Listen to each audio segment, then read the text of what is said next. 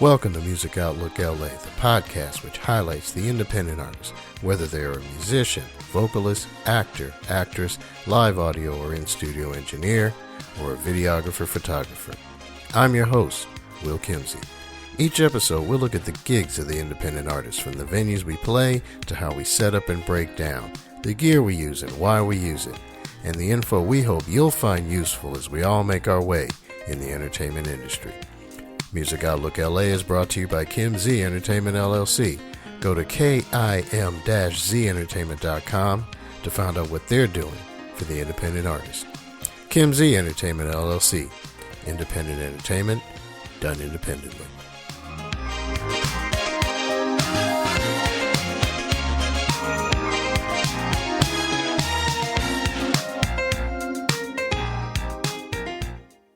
My guest today is entertainment lawyer, podcast producer, and host of Entertainment Law Update, Gordon P. Firemark, also known as the podcast lawyer.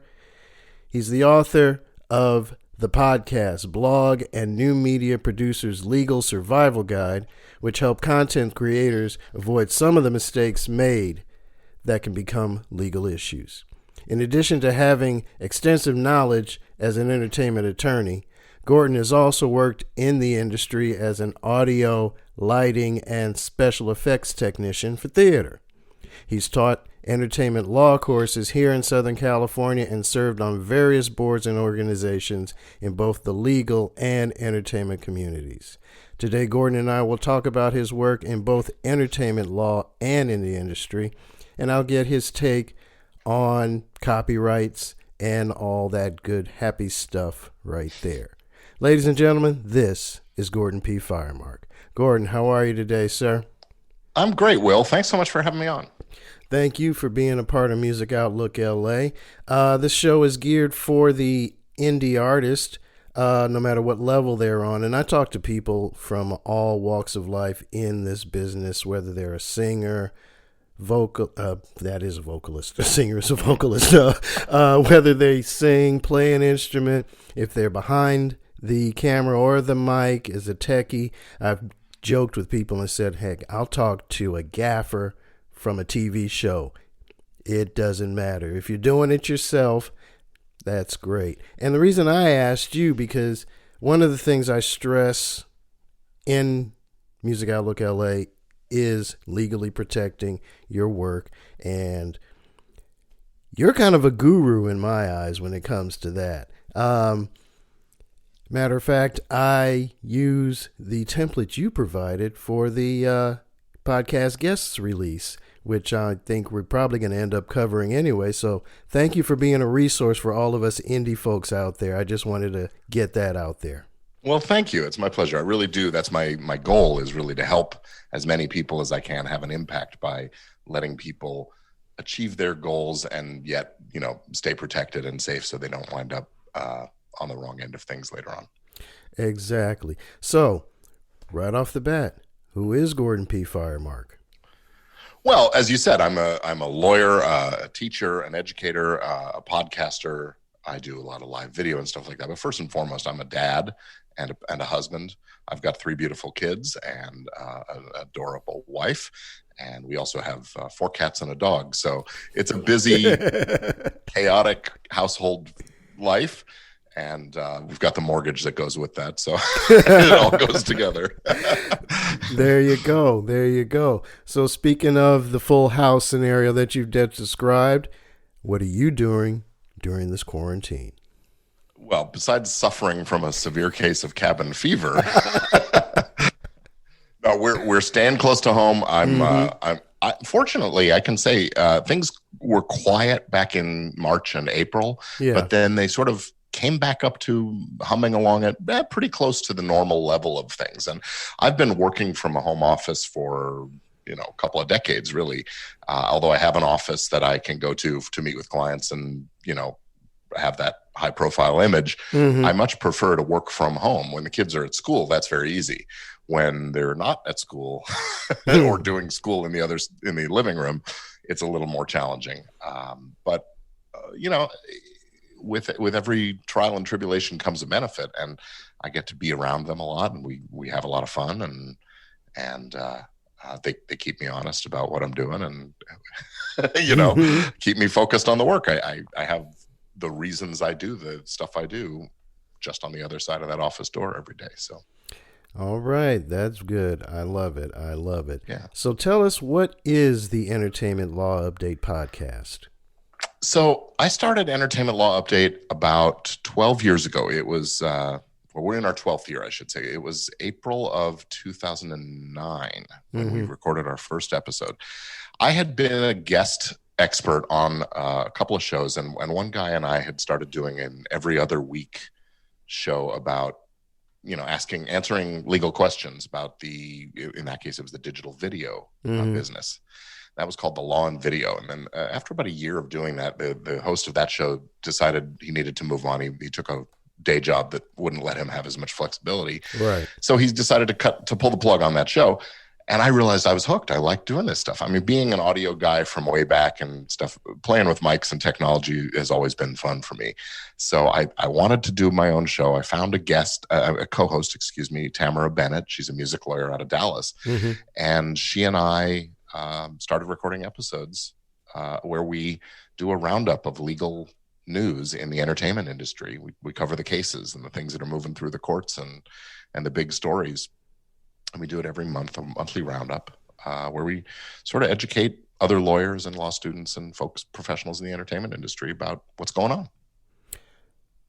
Love it. I love it. I managed to catch a couple of episodes.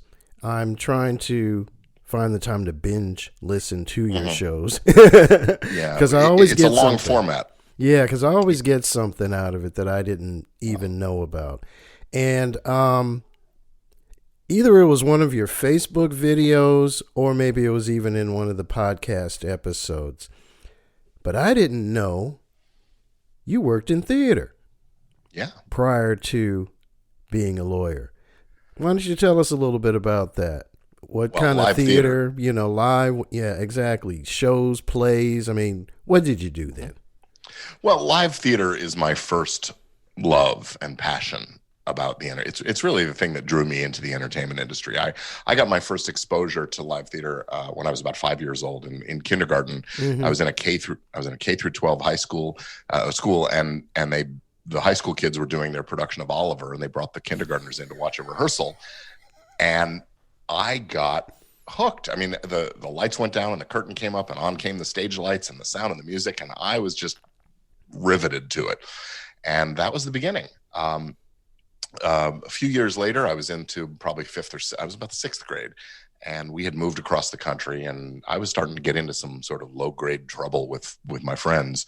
And somehow the principal of the middle school I was in pulled me aside one day and said, "Hey, I want you to run the lights and sound for the school variety show." Okay. And I did that, and again, I was hooked. So I did that all through junior high, and then in high school, I was the sound guy at the school in the theater program. And so, I loved it. I've always been into being behind the scenes and helping sort of make the experience for the audience, but I don't necessarily didn't until recently have to be on stage, on camera, in front of the audience to get the kudos. But I found I like that too. Yeah.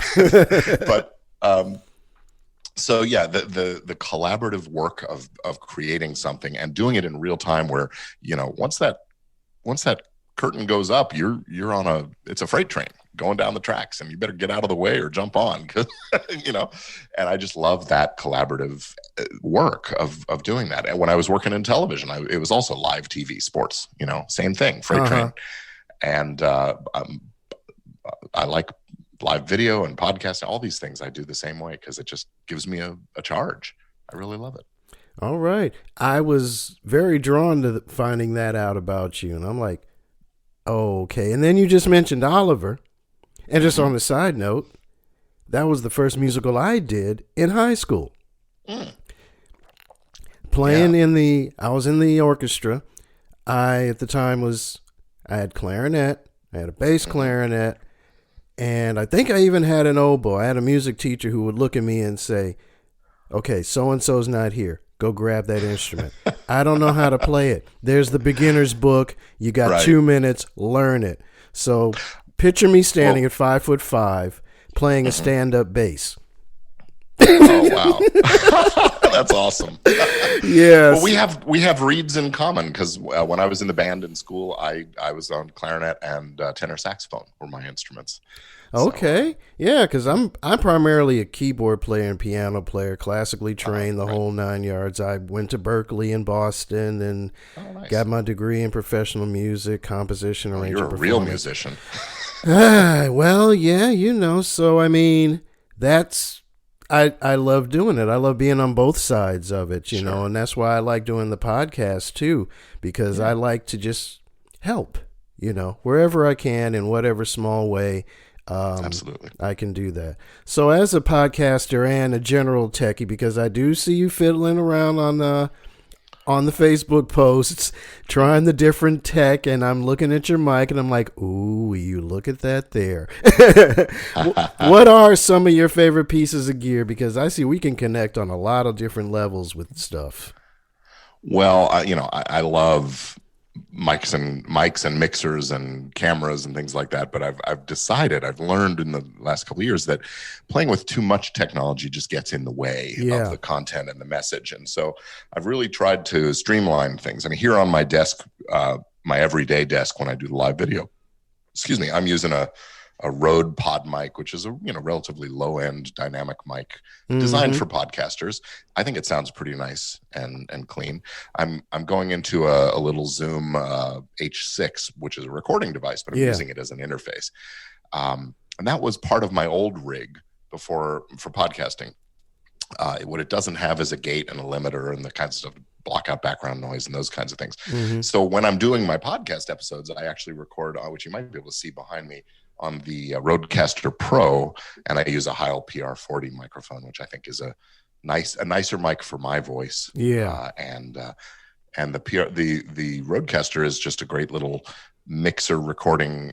It's got all the doodads that I need in one box, and I can roll it over here and do my thing and get it out of my way when I'm not using it. So.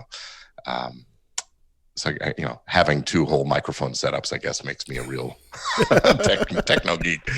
And then, cameras, I'm just using, normal webcams most of the time. I have a digital SLR that I sometimes bring in, but again, more tech than it's worth, more trouble than it's worth for the quality of output, especially when you're streaming over the internet. The video quality is not that good, even when, you put great quality in and you get modest quality out. So that's my feeling.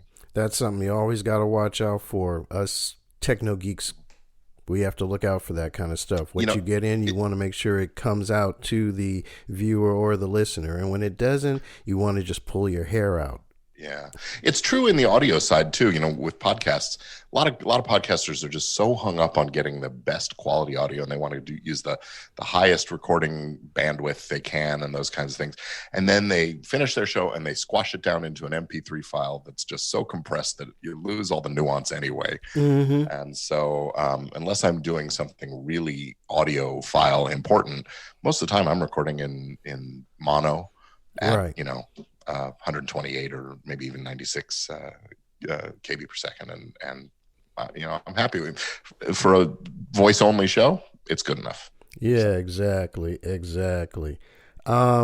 So sorry about that. I was just putting my do not disturb on the phone. I saw a thing come down. I'm like, oh, I thought I took care of that already.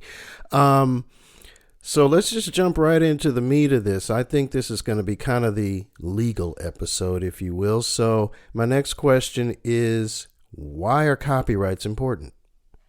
Well, copyright is really an interest. I mean, I'm a copyright geek, but I think it's a really interesting way of, I'll tell you that, in the Constitution, the foundation for copyright law is laid out where the framers said, look, we want to foster and promote the progress of the arts and sciences, and so we're going to give Congress the power to make laws that give artists and creators, authors, exclusive rights to their work for a limited amount of time, so they can make some money from it. That's the incentive to create. But then the limited time is about opening it up so people can build on the shoulders of what's gone before, the giants that have gone before. And so that's really the promise of copyright. And I really think that's why it's a valuable thing, is if you own and control something and somebody else likes it enough to want to do something with it, they need to come to you and ask permission, and you can charge them a fee, hopefully a reasonable fee. And that's how you make money. You write a book, you get paid for the publisher sells copies. You write a song, you ought to get paid when people buy, listen to, whatever, you use it in a show or things like that. Now, we can have a debate about whether or not the ways that the industries have gotten set up to actually pay people are fair, and whether or not that limited time has gotten too long. I had a debate about that this week on Facebook with someone. But I think that the existence of copyright law does live up to the promise of incentivizing and balancing the need to allow progress by people building on what's gone before. Okay. So all of you indie artists out there, protect your work. That pretty much sums it up. Protect your work. It really is very important, because it is how you make your money. It is how you get paid. And so if somebody does come along and use your stuff without your permission, you got to go and register the copyright before you sue anybody. So my feeling is file those copyrights early and often, maybe every 3 months, gather up everything you've done and just get those registrations filed. And in music, it's actually possible to do, especially if you haven't published the work, in other words, haven't been selling it, you can register your unpublished works in groups of 10 for one filing fee. So. Exactly. I was just about ready to do that because that's how I do the shows here, as well as for the music that I write. And just on a little side note, which I think will dovetail into the next question, for our podcast here for Music Outlook LA, I don't use any music of anybody else's. It's all stuff that I wrote. I already previously copywrote years ago. So I just went to my CD, listened through it, and I said, okay, which one of these songs am I going to use? Took a few seconds out of it, beginning, a few seconds toward the end, boom, that's it. It's already legally protected. It's already in our name, and then that's where I just went. So if you go to copyright something, and for those people who don't know, there are different kinds of forms. There's Form PA for performing arts, SR for sound recording, and so forth. And if you go to copyright.gov, ladies and gentlemen, you'll be able to go into the notes that they have in the various postings, and they'll talk, like I like to say, it'll just follow the bouncing ball. But if you haven't received what they call the certificate of copyright from the Copyright Department of the U.S. government, but you've registered your work, are you still protected? I know the answer, but for everybody out there, are you still protected if you haven't gotten that piece of paper? Well, yeah. Let me back up, though, a little bit, because I want to be really clear. Registration does not equal copyright protection. Exactly. Ownership of a valid copyright equals copyright protection. And the good news is that in order to own a copyright or to get a copyright, you don't have to do anything other than create the work and fix it in some form. Record it, write it down, paint it on canvas, carve it into a piece of stone, whatever it is you do, take a photograph. You own the copyright from the moment that work comes into being. Right. The registration gets you a sort of a set of additional rights. The right to sue, but you don't have to register it right away at the beginning. You can file the registration, a month or two before you file your lawsuit, a few months before. But if you register early, you can also get your attorney's fees paid, and you can get statutory damages. You don't have to prove how much you lost. You can get the court to say, we don't like what you did, Mr. Defendant, pay up, and that kind of thing. So the registration is important, but it isn't essential to having the protection. Okay.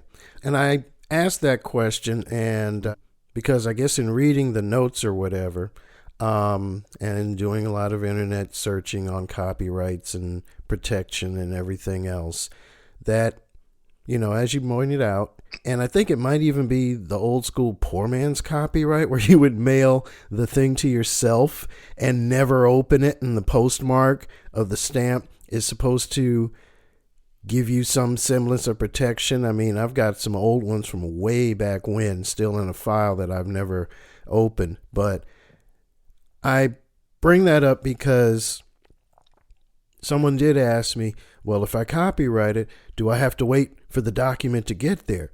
And I thought I came to the conclusion after reading that no, it's already protected in the manner which you described.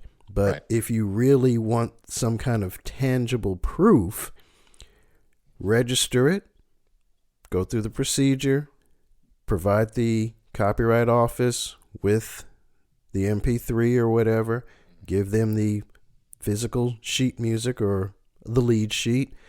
Yep. And once it's registered, you'll get a confirmation number. And once they have that, you're in the system. So that was my answer to that person. And that's why I asked the question. Once you have that registration number or confirmation, then even more, and I'm wording it wrong probably, technically protected even more. But as you said, once you've put it in a tangible medium, it's copywritten. Yeah. It's pretty rare that anybody's going to ask you for proof of ownership of a copyright unless you're suing somebody or being sued. Yeah. But so having that certificate, no, I would say go ahead and do what you're going to do. Put it out there, publish it, release the record, whatever it is, because it isn't going to come up that you need to show anybody a certificate. Okay. Great. Except a court. Exactly. You mentioned earlier about paying artists, which is going to get into my next one. Sure. Speaks about PROs, performance rights organizations. What exactly is a PRO? Well, let's break down first of all. In the music side, for every piece of recorded music, there are actually 2 copyrights to be considered. Right. The recording, of course, is a copyright because you've fixed it in a tangible form. You've made the work. But underlying that recording is a musical composition that may or may not have been written by the same people who recorded it. Right. So record companies or owners of recorded masters get paid for the recordings by selling copies and receiving the payment for the recording, right, whatever it is. The artists on those albums get paid a royalty, usually a percentage of the sale price of that work. Sometimes it's just pennies on the dollar or whatever, but it's just a number. The composers, the people who write the songwriters and composers, have the music publishing side of the thing to worry about. Their copyright, they need to get paid when someone goes and records that song and releases and sells records. Right. And that's called a mechanical royalty because in the old days, a record was a mechanical thing. It was made by a mechanical process. And so the old piano roll.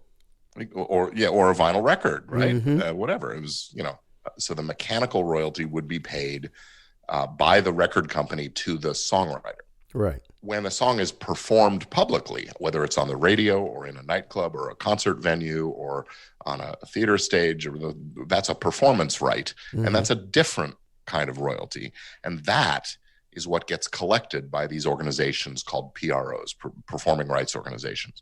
Here in the United States, the big ones are, well, there's 4 of them, so I'll just name them all. They're ASCAP, BMI, CSAC, and GMR, and they're all abbreviations for groups of words. But what these organizations do is they collect royalty fees from all of the various places where music might be performed. You go to Starbucks, I promise you, Starbucks paying ASCAP. Yeah. You go to a little restaurant, they're probably paying ASCAP. The dance studio, that whatever.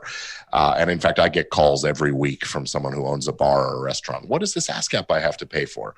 And I have to explain it. And they, well, that sucks. And well, you pay for your electricity. You should pay for the music you use as well, right? Yeah, exactly. And then I have to tell them, well, but you also got to pay BMI and GMR and CSAC. But the point is, then these companies take it and using some formulas and using logs that the radio stations and other users keep to figure out which music is most popular, they divide up that money according to some crazy algorithm and formula, and they pay royalties to the songwriters. So if you've written a modest little hit that gets played every once in a while, you might see your ASCAP check being a few pennies here and there, and you get it every year. You'll make a few bucks and maybe be able to go buy a coffee at one of those coffee houses. If you write a very, very successful song, you could expect to see a very big check coming every quarter or every year from the performing rights organization. So what I'll say is it's important to register your song, to register your songs with your performing rights organization. You join and you become affiliated with one of these organizations, and they collect the royalties. And the other part of this is they will divide that, the royalty that they've collected, between the writer and the publisher. So if you are both the writer and the publisher, you haven't made a deal with a major music publishing company, make sure you you file a DBA so you can register your publishing as well as your writing and get both shares sent to you by your PRO. I'm all of those things. Right. Yeah. You're the label, the artist, the publisher, the songwriter. Awesome. And the chief cook and bottle washer. There you go. There you go. And the guy that scrubs the hard drives and everything else. Because we've been members of ASCAP for over a decade, so I'm really bringing all of this up for my listeners. I am quite familiar with the procedure and the who's and what's and why fors and everything else. So not that I've made much, but I do get, when the checks do come, paid on both sides of that equation. Someone asked me, though, is any one PRO better than another? You know, I'm not really sure about that. I think they all do about the same quality job. Yeah. I think that, for theater music, if you write live theater, ASCAP has a whole department devoted to that, and so they may be a little better at administering things there. For pop music, I'm not sure. I think BMI does a great job with newer artists, less established artists, in terms of bringing them on board and showing them the ropes. But really, I think they're all good. Yeah. GMR is the newest one. It was sort of a spin-off created in response to some issues that a few artists had with, political candidates using their music and things like that. And they haven't had much success in addressing those particular issues, but they're a bona fide performing arts organization. And I haven't heard anything bad about them. And CSAC is interesting. It's I think it's more classical composers and a lot of European composers who come and affiliate with an American company and want to do a CSAC. By the way, this is nation by nation. So here in the U.S., those are the four that I mentioned. In other countries, there are other performing rights organizations, and they all have relationships. So if someone collects something that's an ASCAP song over in France, eventually ASCAP gets paid and the artists get paid, but everybody takes their little slice of things as it goes. So. Yeah. And I asked that because, and you just actually touched on it, maybe about 5 or 6 years ago when our CD came out, all of a sudden I see this royalty check. It wasn't for much, but I got it from ASCAP, and I looked at the slip on the bottom that describes everything, like the check stub. The check stub. And it was from Sweden, and my music had been used in somebody's Christmas show for TV. I was floored. I was like, okay, this is the start of something big. They're hearing me in Sweden, which was something totally unexpected.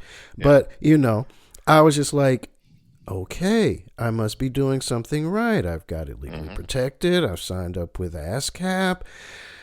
It's going to take a while, but I'm on the right track. So, very good. I never heard of what did you say the last one was? GROG? GMR stands for Global Music Rights. GMR, yeah. Okay. Because I was just familiar with the first three, ASCAP, BMI, and CSAC. Those are the only three I've ever been familiar with. I'll have to look up on GMR and see what they're all about just to have that knowledge. I think they're within the last 3 or 4 years they formed, and I think it's I'm gonna blank on the name. One of the big former recording industry executives was instrumental in the creation of GMR, and he took a few big artists over and got it started. Oh, okay. That's usually how it works. So I'm just going to throw one in there before we get to the very last question that I always ask all of my guests. Sure. What advice, then, since we're nearing the end, can you or wish to impart upon the listeners that can help them no matter what level they're at in their careers? I think the best advice I can say is that try to just keep your eyes open and don't get too caught up. Look, there's always going to be someone who tells you how much they love you and they love your music and they love everything you're doing. And then they're going to try to take something from you, get you to sign something, if you're going to sign a contract, make sure you know exactly what it says and really understand. Run it by a lawyer if you have to. A lot of these contracts are a little opaque, and the left hand gives and the right hand takes away. So get things in writing, but also make sure you understand what you're signing. I think those are the two important things. And don't get too wrapped up in letting your ego get stroked in order to I would say when somebody's really stroking your ego, that's a time to start to be aware. Yeah, exactly. Buyer beware. Yeah. So then for my final question that I ask all my guests, what's in your car? In other words, what do you listen to when you're out and about doing what you do, getting from point A to point B, for example, or cleaning the house, or what does Gordon P. Firemark listen to get his juices going? Well, most of the time when I'm in the car, I'm listening to podcasts. Okay. Podcasts or NPR, news. I'm not in the car that much, so I want to get my news a little bit of 5 minutes here on the way to Starbucks, that kind of thing. Yeah. When I listen to music, I'm tending to listen to old school rock and pop. I'm an old white guy, right? So I have a playlist that I use when I want to get myself sort of charged up, and it's got Thin Lizzy, The Boys Are Back in Town is the first song on there. It's got Thelma Houston's I've Got the Music in Me on there. Nice. I've got what else is in there? Elton John, Philadelphia Freedom is on there. So it's just up tempo, get you going kind of stuff. And usually when I'm about to record a video or I'm about to do a webinar or something like that, I'll listen to that just to get me bouncing in my seat a little bit and get the blood flowing. And that usually is enough to sort of give me the pump up I need. So when I'm just listening for relaxation, it's a little more not easy listening exactly, but I'll sometimes turn on the smooth jazz. I used to be a big jazz fan. I love the big band sound. Yeah, but my kids don't like it, so I don't get to listen to that. Well, we listen to a lot of Billy Joel and Elton John around the house too, and Queen. You've named just about every one of my favorite groups. So how did you feel when I know I didn't put this there, but you can answer this one. Sorry. How did you feel when you found out about Eddie? I mean, we all knew that Mr. Van Halen was having health issues, and my heart hurt when he finally went. But I was he gave us a lot. It hit me hard.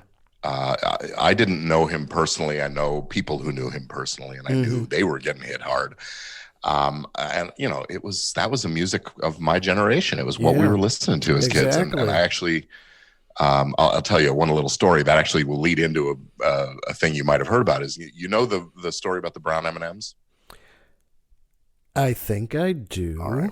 Well, if you don't mind, and you don't have to use this in the show if you don't want to. No. When I was a kid doing live sound stuff, I worked as a roadie on not a roadie. I worked as a house guy at a venue where Van Halen played. Right. And I worked on the show. Not doing much of anything, but one of the jobs they assigned me was literally to go through the big 5-pound bags of M&Ms and pull out all the brown ones. Oh, I heard about that. So this is an entertainment law apocryphal story, I guess you could say. The contract writer for Van Halen said, we need 10 pounds of M&Ms in a bowl backstage, on the food service table. There are not to be any brown ones in the bowl. And so they had me, some grubby technician with dirty hands, pulling brown M&Ms out of this bowl of M&Ms. Well, it turns out I only learned about this later. This was actually a really important provision that the lawyers put into the contract because it's the canary in the coal mine. they can quickly, the manager could show up on the venue and look at, quickly see, oh, there's brown M&Ms in that bowl. They didn't read the contract carefully. Yeah. What else is wrong? What safety provisions haven't they done? What's missing from the sound equipment and the lighting equipment and all that? So this was just the telltale that would let people know. So that's what I'm talking about reading and understanding your contract carefully. Part of it is you're going to hear from the road manager if you don't have if you've got brown M&Ms in the bowl. Right. Part of it is every single point in that contract is there for a reason. And so you got to understand why and make sure you're abiding by the terms. And it goes both ways. I did not know that. Excuse me. Now you know. Yeah. You learn something every day, right? Because I've heard of some of the quirks that artists have, some only want certain kinds of water in the green room and that kind of thing. And I kind of heard about the brown M&Ms needing to get pulled out of the bowl.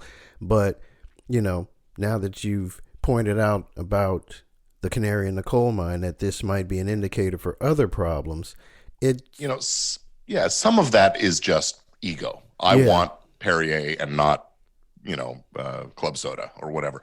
But some of it really is there to make to be a signal like that. So Eddie, thank you for having us take out the brown M&Ms. We appreciate it, because now we get the real reason. And Gordon, thank you so much again for being a guest on Music Outlook LA and providing some insight for the listeners to use in their careers, and the importance of just the simple things like legally protecting your work. It's really been my pleasure, Will. Thanks for having me on the show. Oh, no problem. And that's going to do it for this episode of Music Outlook LA, Gigs, Gear, and Info. And thanks again to my guest, Gordon P. Firemark. Be sure to check out the show notes for his website and contact information. And don't forget to like, share, and subscribe to the podcast here at Spreaker.com. That's Spreaker.com. Music Outlook LA is also available on Apple Podcasts, which is the old school iTunes, SoundCloud, YouTube, Spotify, iHeartRadio, Google Play, CastBox, the TuneIn Radio app, and Listen Notes, the podcast search engine. I'm Will Kimsey, a.k.a. WK Music. Peace.